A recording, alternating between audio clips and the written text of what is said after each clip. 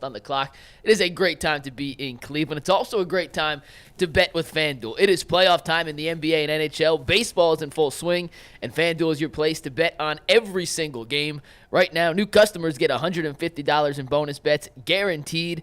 That's $150, win or lose. You can bet on everything from slap shots to home runs to slam dunks, all on an app that is safe and secure. Plus, it's easy to use. So what are you waiting for? Visit FanDuel.com/UCSS and make your first bet an automatic win. FanDuel, America's #1 sportsbook. And we are continuing to fly through our winning tickets from last week. Cody Neiswanger made a bunch of money betting on a ton of different Kobe White game props from their play-in game win over the Atlanta Hawks. He live bet him to go over 40 points in the game. That hit. He bet him to go over 35 points. That also hit. He bet over 8 points in the second quarter. That hit. He also bet over 8 points in the first quarter.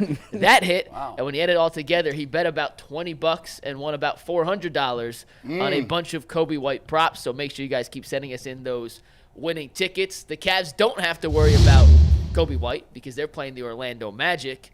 The only thing that happened in the first game that has anything to do with Kobe White is the opposite. The Magic couldn't shoot. Defensively, the Cavs were elite. And, guys, what was your big takeaway from that 97-83 win over the Orlando Magic on Saturday to take a 1-0 series lead? For me, the biggest takeaway was, man, the Cavs blew out the Orlando Magic and they didn't play their best basketball. And for me, I think that screams scary hours for Orlando for the rest of the series. You know, I asked Donovan Mitchell after the game, about what could you do better or what could this team do better in game two. And he said there's a lot of things that they can do better. You know, they can assist more, they can move the ball more, they can be more stout on the defensive end of the court. And so to see the Cavs come out and win in dominating fashion, they never trailed. They led by as many as 20 points. And we know that they didn't play their best brand of basketball. It tells me that I think both teams will play better. But even with Orlando playing better, I don't think their better is good enough to beat the Cavaliers. Even if they're playing their best? Even if they're playing their best. I came away from that game with so much confidence about the rest of the series going forward. Like, if you look at the first quarter, Jay, the Cavs hit 5 3-pointers, and they didn't hit another 3-pointer until like the fourth quarter, right? That's true. So you end up with 8 for the game. You turn the ball over 18 times. And so when your shot is not falling and you turning the ball over, that's typically a recipe for disaster. But when you come out and you be that stout on the defensive end of the court, when you out-rebound Orlando by 14 and you end up beating them by 14, it showed me that the Cavaliers dug into their toolbox and found a different way to win. Interesting. It told me, you know what I found out? That they wasn't no sucker deluxes.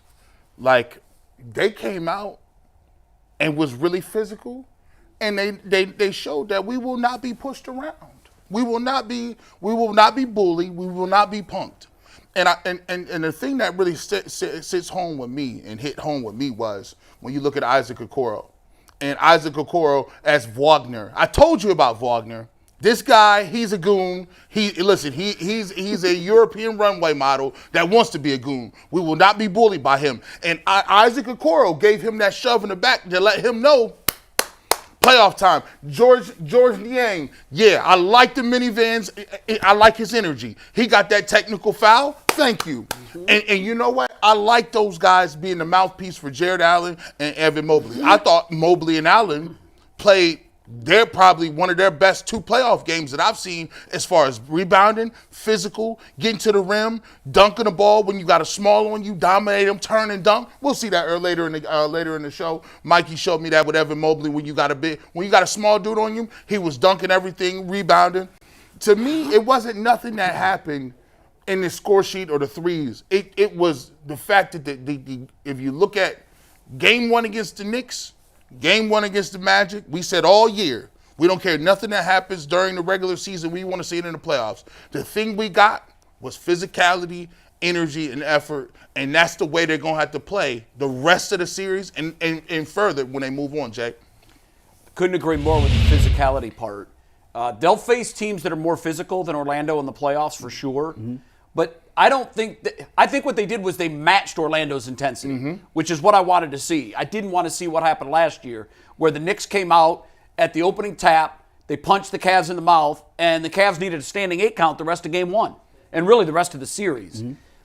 After the game, Darius Garland said that we made it a point to bring the physical style of play to them because of what happened to us last year in Orlando. That tells me they learned the very valuable lesson that when the playoffs start, the difference between the regular season and the playoffs is similar to the difference between NFL preseason and NFL regular season. It kicks up a lot, and it's the same thing with the NBA playoffs.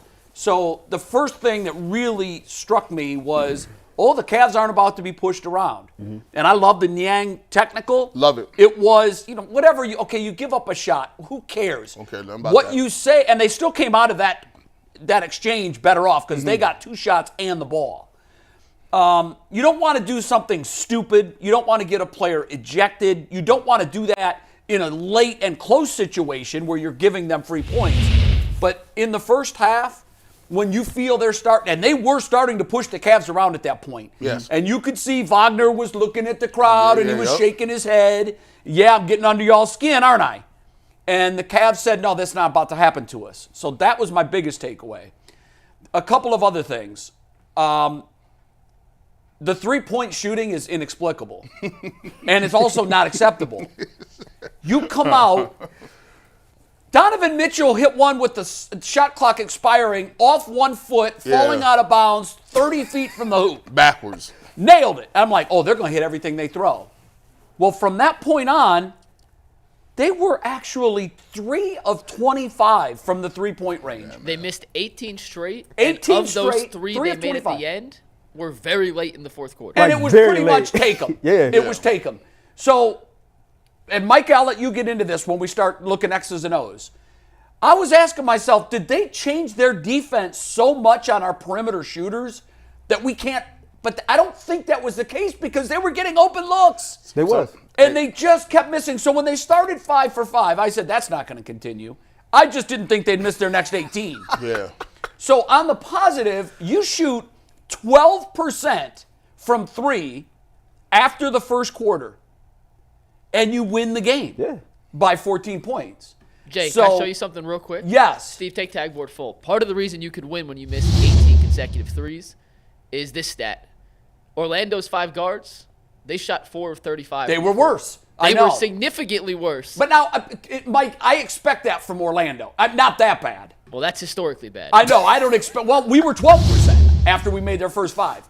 I don't Somehow expect. still better. Honest to God, I thought I was watching, to quote G. Bush, I thought I was watching the BGSU Summer B Team JV tournament brought to you by whoever the sponsors were. Right. I laughed so hard at that because I said, I know that tournament.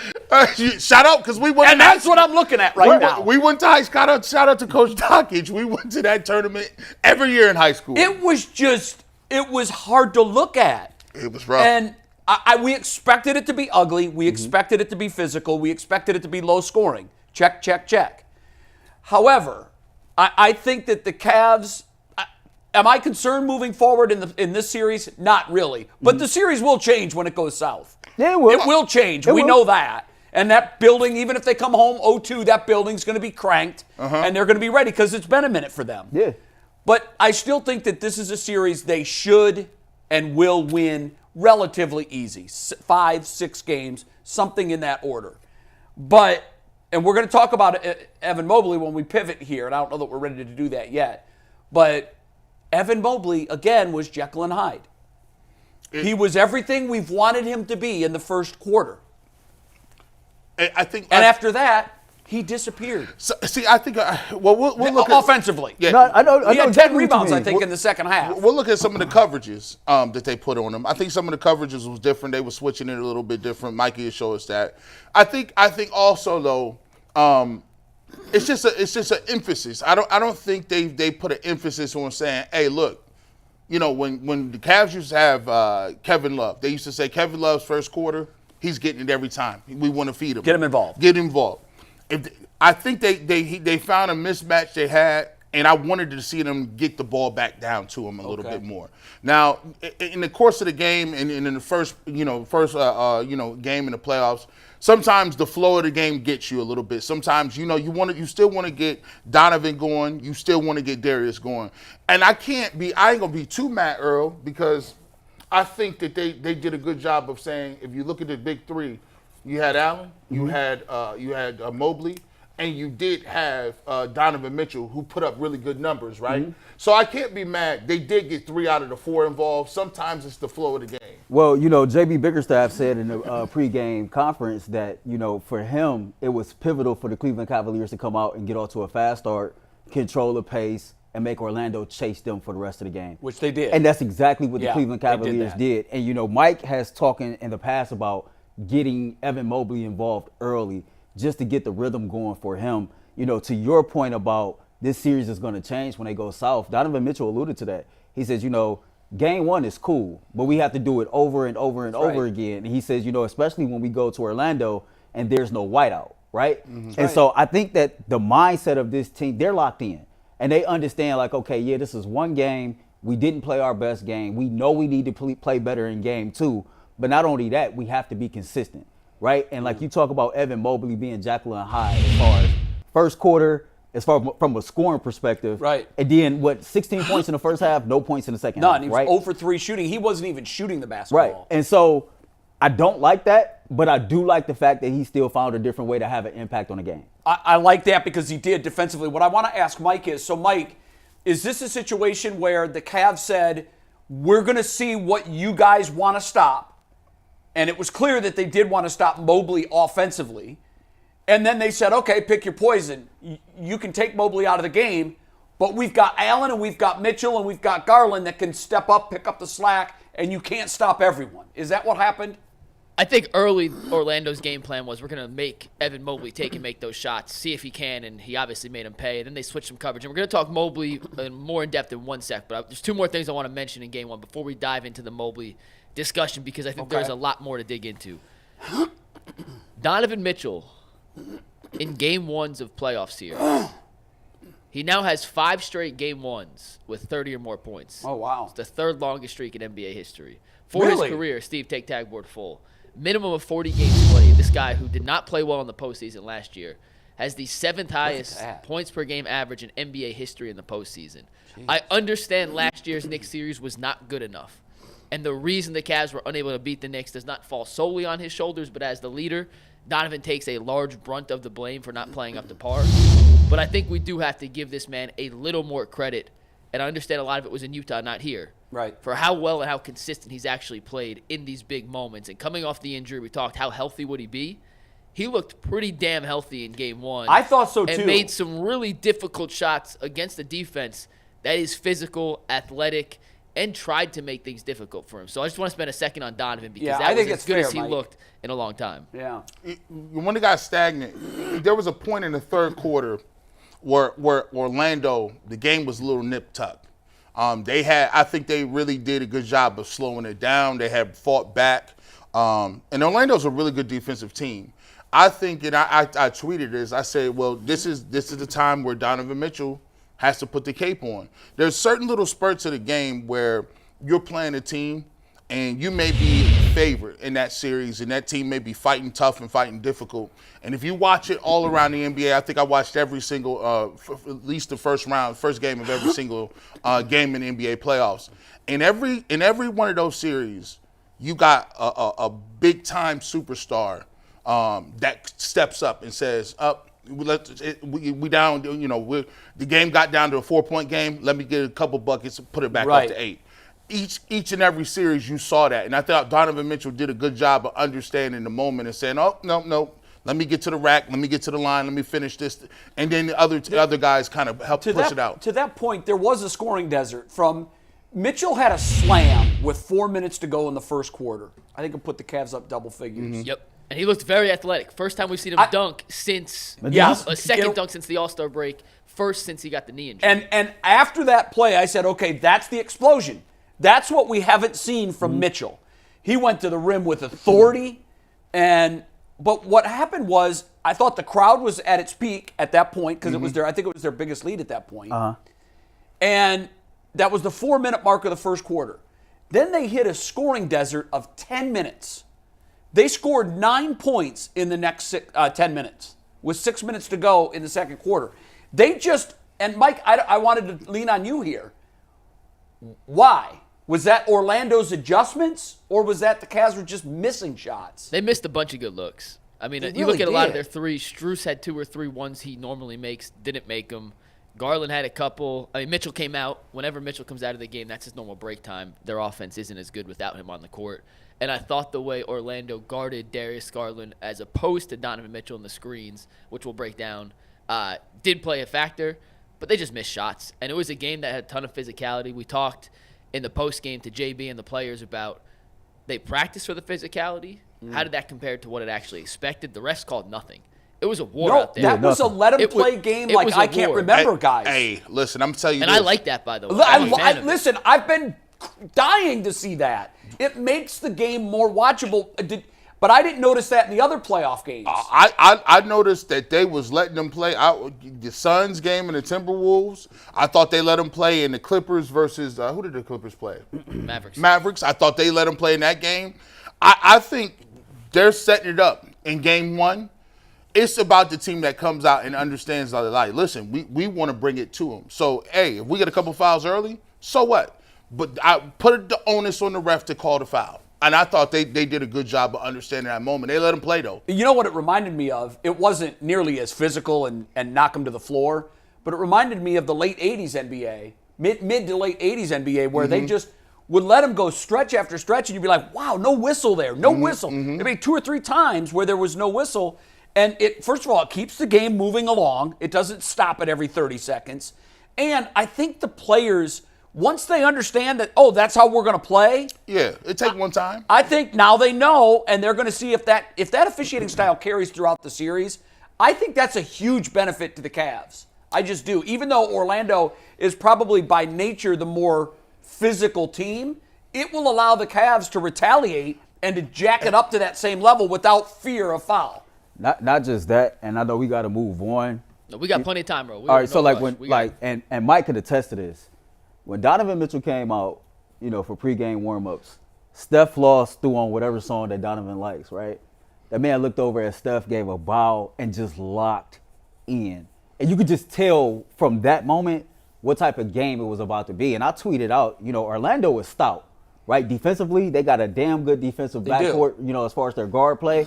But I don't care how good your defense is. Donovan Mitchell is the best player on the court. And when he's on his game, your best defense is not good enough. I agree. It's just as simple as that.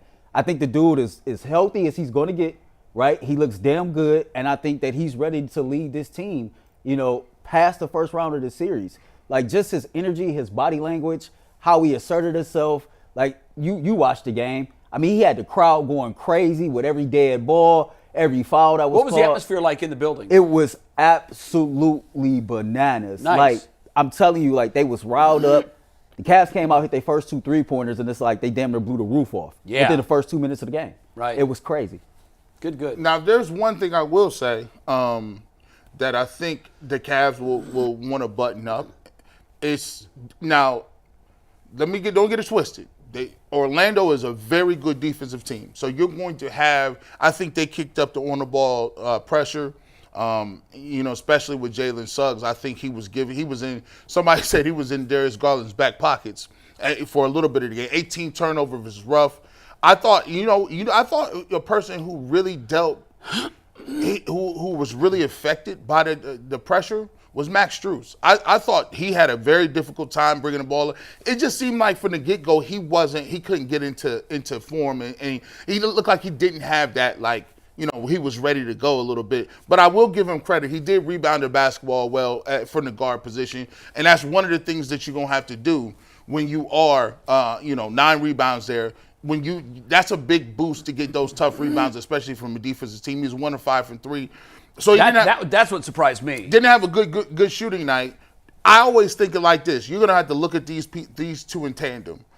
JB's going to have to figure out who's having the high hand, Isaac Okoro or Max Strus. Right. I look at those guys as combined 2 players.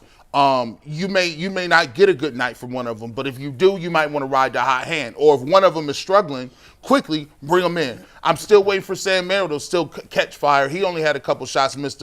So at the end of the day, they missed a lot of shots, and people say it's a make or miss league, right? You know, you got the good looks, you keep firing them up. But I think one thing that I would like to see, and I would be really encouraged, is if Darius Garland could keep that same energy he had at the last end of the fourth quarter. He had a 3 go down.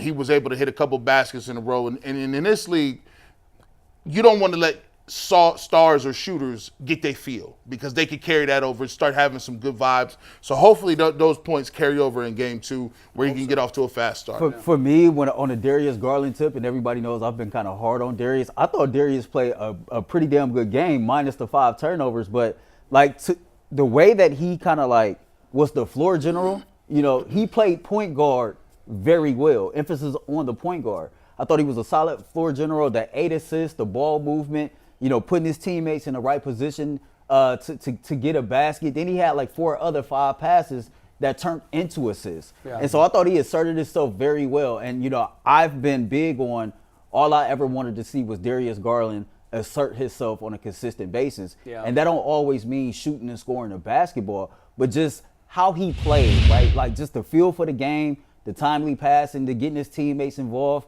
Seemed like he made the correct basketball play more often than not. And then for him to drill that 3-pointer like late in the game, and him to walk away with that big ass smile on his face, like I thought that was huge for his confidence. Yeah, he needs it. It sounds like because in the postgame comments, I also heard JB talk about how everybody was trying to get Darius in the right place before the game. That tells me they all know that he's in perhaps not the best place, confidence-wise. And so I think those games, like you said, that can carry over game to game. Don't let this man get on a roll now. Yeah. Because if he turns back into the best Darius Garland, the best version of him, which we've seen sporadically but not nearly enough this year, if he can get back to his best form, which was really we saw, I think, a year ago, this team is going to be a tough out. I'm not saying they're going to, you know, I'm not predicting them to go to the NBA Finals, but they're going to be a tough out for somebody. To Jay's point, we know the man is capable of dropping 50, right? We've seen it. We've seen it. We know what he's capable of doing, and games like that helps build the momentum, right? And if he can just continue to keep that consistency, I think he'll get it turned around. There were still just a couple of turnovers that I thought were sloppy and but it wasn't just by him. It was a few of them. No, they were loose and free with the ball, and they've got to clean that up. Yeah, they do. You can't turn over that many times in a game, especially when they were. That's what the biggest surprise was. With all of those missed threes and all of those turnovers, I think you said it, that's usually a recipe for a thumping. But they were phenomenal on the boards, and they limited Orlando a lot of times to one and done, and that really was the difference. Elite defensive performance, and offensively, and Evan Mobley's making threes. It changes everything for the Cavs. We'll talk about that after a quick word from Monopoly Go. I know I'm